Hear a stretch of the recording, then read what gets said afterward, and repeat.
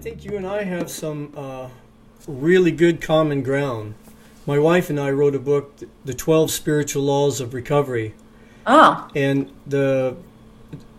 where it comes in conflict with the 12 steps, which I think is a great program for what it is and what it's done.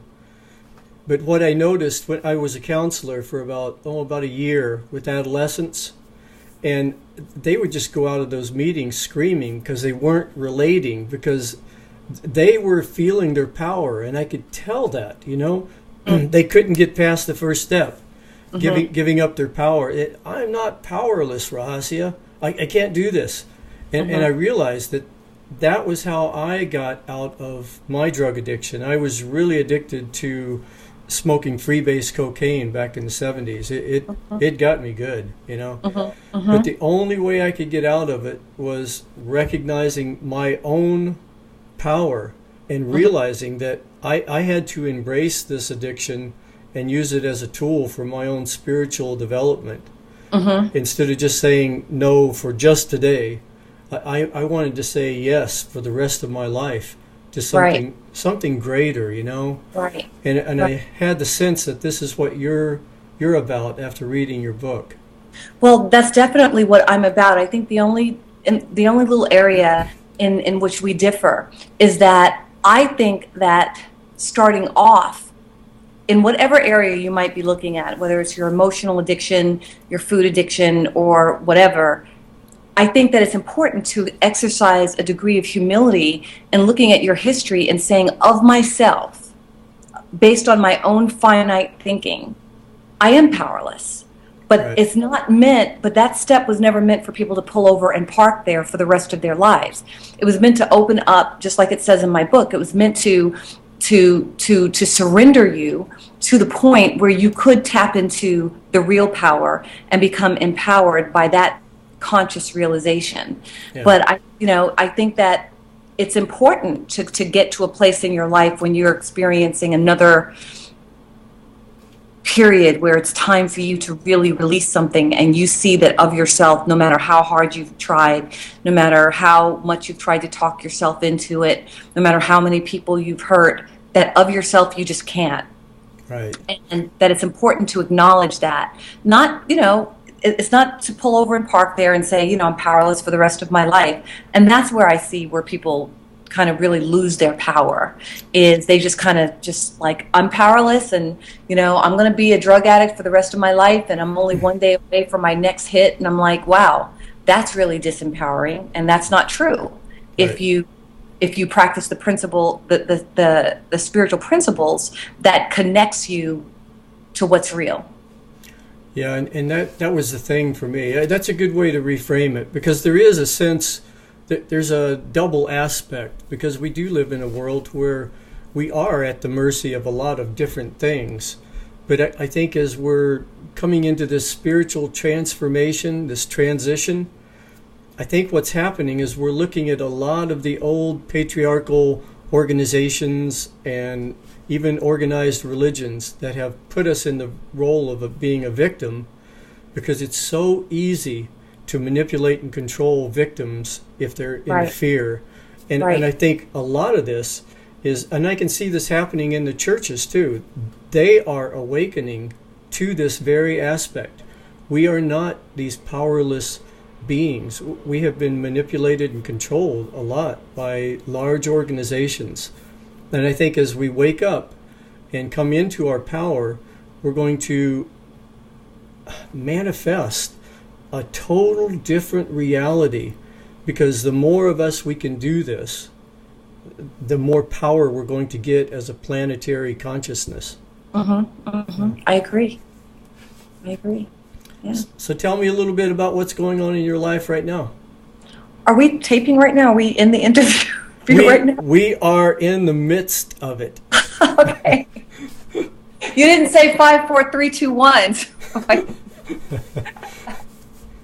Well, right now, what's going on in my life, of course, is getting this word out about soul recovery, and I'm finding that it is finding a lot of resonance in the world, where people are like, oh my God, I didn't know how to bridge the gap between the 12 steps and the stuff that I'm learning at church, whether it's metaphysical teachings or other religious teachings or whatever. They didn't know how to bridge the gap, and so I'm excited that they're excited that they're saying, "Oh my God, there is a way to bridge this. There is a way to maintain my sobriety, or there is a way to maintain my emotional health. There is a way to come into alignment with my wholeness without, sitting in meetings every day, for the rest of my life, or, claiming that, or hiding out, like I can't be around certain people, or I can't be around, alcohol in restaurants or whatever, or I have to always identify myself as, an alcoholic or an addict. That there is a way that I can be aware of those places where, when I'm out of alignment, it manifests as certain things. I'm aware that that's my Achilles heel. I'm aware that that's the place where I go to when I'm not feeling connected. But there is a bridge where I can absolutely feel connected and walk in this world a free man or free woman. Yeah, one of the people that I interviewed a while back, it's been a couple of years ago now, is Immaculée, and she was in Rwanda, and she wrote a book called Left to Tell. And the reason I wanted to interview her is because she was huddled together. She was telling this story on Oprah. She was huddled together in a small bathroom with 11 or 9 other women while her family was being butchered outside. And she forgave them. And I had the sense through her book that she really did forgive them. And I had to know, I have a hard time sometimes forgiving people for cutting me off in traffic, and stupid things that I'm working on in myself. But I realized that is the bridge that I think you're talking about to get to this other level. Because if you're not forgiving, what you're actually doing is you're blaming. And if you're blaming, you're still a victim. Right. And she realized, sitting in that bathroom, that the only way to win that war, this is her words, the only way to win that war was to do the work inside of truly forgiving these people. And I think that's where we're at today, because we have a history on this planet that we could spend millions of years trying to work through and figure out whose fault it was, whose blame it was. I remember Bill Moyers. He said one time that the longest existing family feud on the planet is between the Islamic groups, the Palestinians, and the Israel group, the Jewish people, because this started long time, 3,000 or 4,000 years ago, when Abraham had sex with his maid, and the maid had a child, and that became the Arab people, and they've been feuding over this ever since, over this little piece of land, and there's nowhere to stop it until we can learn how to forgive, and right. I guess that starts with ourselves. Yeah, well, I think the operative word that she used about forgiveness is that she had to do the inner work, because to just say I forgive is a very nice thought. It's a powerful statement, but it's a process. Yeah. And I don't know of very many people, other than ascended masters like Jesus the Christ, that might have been able to really get there immediately. I think that there's a lot of static that we have to get off the line in our own consciousness to get to that place of forgiveness. But I believe when we set the intention to forgive, and then we do the work, and I have a whole chapter on that called The Examined Life in my book, Soul Recovery, that takes us step by step in a step-by-step process of forgiveness. And it's like, in that process, 50 or 60% of that weight, can be lifted from your consciousness. And then I find that even after that, there's still some more work to do, So forgiveness is definitely a process. And I'm so grateful to know that. And I had to find that out for myself, because there was a time when I used to beat myself up because I would do the work and then I'd still have a little bit of that something in my gut operating when I thought about that person or when I thought about that event. And now, and my book is all about having self-compassion. As long as you have the intention to heal and you are doing the work, to allow yourself the space to heal at the pace, the perfect pace that the universe has in store for you. That you can't set the pace. You can set the intention, but you can't set the pace. This was your second key, right? No, that's in key number 4.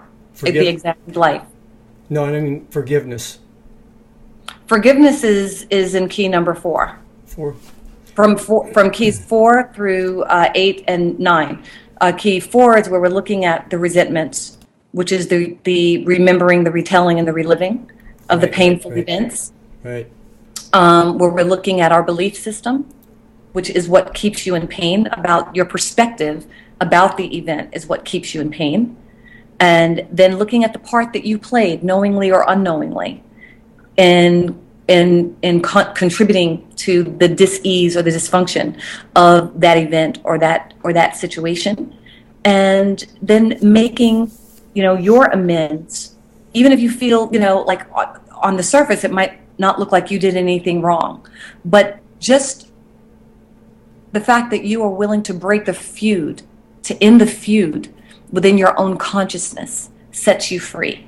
Right. And so that's in key 4 through from key 4 through keys 8 and 9 in the book. Esther, in my life, when I was doing the freebase, it had me so strong that I lost a couple of years of my life. Lost way more than that, actually. But there came one time in a motel when I was melting it into my pipe. I was looking into the mirror, getting ready to take that hit. And something came through to me that to this day I don't quite understand, and I'm still trying to process. But whatever it was, it had to be something to do with soul. Because something came through to me, loud and clear, and it told me non-verbally, if I take that one more hit, that it would have to leave. It could no longer be part of this manifestation through this being. And it was so heavy that I did. I never took that hit. I flushed the rest down the toilet, and I just held tight and got myself through that. Was there a moment like that for you? Absolutely. And as I was coming up on that moment, I started having dreams about my mother, who had already made her transition. And up until that point, I hadn't dreamt about my mother, after she died. And I started having dreams about her, and it felt like she was coming to me in my dreams at a time when I was at that fork in the road of whether or not my soul was going to choose to stay here or not.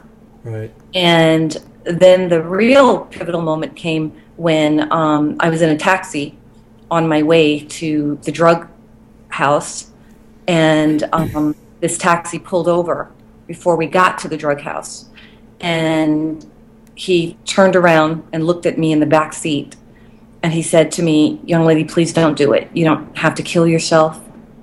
You don't have to live this way anymore." And tears were in his eyes. And of course, the obsession, was telling me to tell him, turn your ass around and take me to the drug neighborhood where I got right and get my stuff. But I saw something in his eyes, and it was my own soul in his eyes telling me, this is it. This is your last chance. And if you continue on, you're going to die today. And I knew it. And I said, turn around and take me home. Wow. Yeah, that's it's too bad that he doesn't know who he is in a way, But isn't that the case with all of us? Yeah. That we may smile at someone in the grocery store who's about to commit suicide, and that smile, that one look into their eyes might be the very thing that they needed to say, you know what, I'm going to give this thing called life, I'm going to give it another shot, at least for another day. So we're angels every minute of every day, and we don't, we may never find out about the specifics of that, and it's not our business, you know. Yeah, because in a sense that would be sort of an egotistical, I did something kind of a moment, So, what are you doing now with your life? How is this evolving now into the more spiritual arena of life? I've seen you with Michael Beckwith, and in situations like this, there's some really good movements going on. How has this helped you? I mean, I can feel the power in your voice, and that comes from experience. And this is the advantage of being somebody like yourself or me that pushes it to the limit. If we make it, there seems to be an ignition point there that opens us up to another realm. What's your life doing today because of this? My life is very full. Sometimes it's overfull. Because we are doing everything that is presented to us to get this message out there. And so what that looks like right now is, 30 to 40 radio shows, in 2 or 3 months, live television interviews, now having my own Hay House radio show, which I do every Thursday, still traveling every weekend and speaking at different centers and churches and all of that, private clients, doing online courses. So I'm pretty, full of soul recovery. You're definitely passing it on. Yeah. Definitely passing it on. I didn't know you had a Hay House radio show. That's pretty good. Yeah. It debuted last week. All right. Yeah. Well, I'll try to look up that information and attach it to this. Awesome. Yeah. So it's going to be on again tomorrow. Like I said, it's every Thursday, 3 p.m. Pacific time, 5 p.m. Central time. Yeah, Hay House is doing some pretty good things. We were just down there in Carlsbad and stopped by their place. They're out there on the forefront, There's a lot of people doing a lot of really great things, and I think you're one of them. Thank you so much. Is there anything you'd like to add before closing? I think that it's very important to know that soul recovery, the name of my book is Soul Recovery, 12 Keys to Healing Addiction and 12 Steps for the Rest of Us.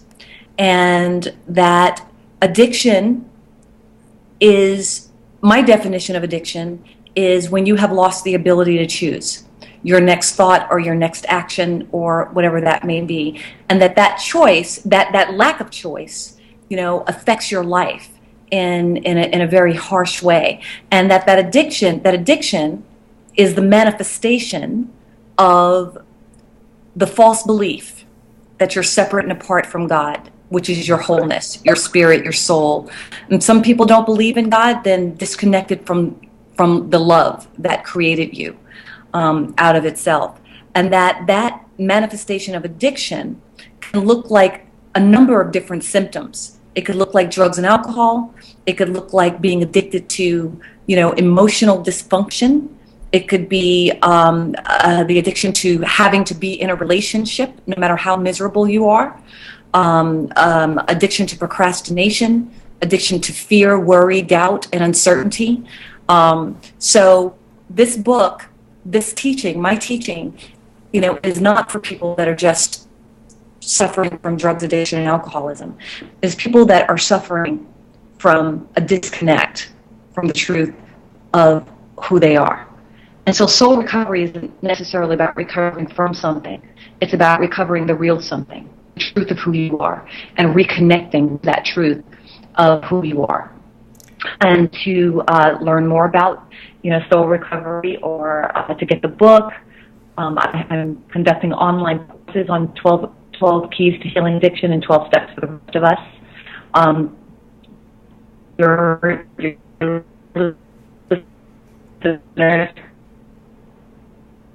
We're starting to lose you a little bit here, Esther.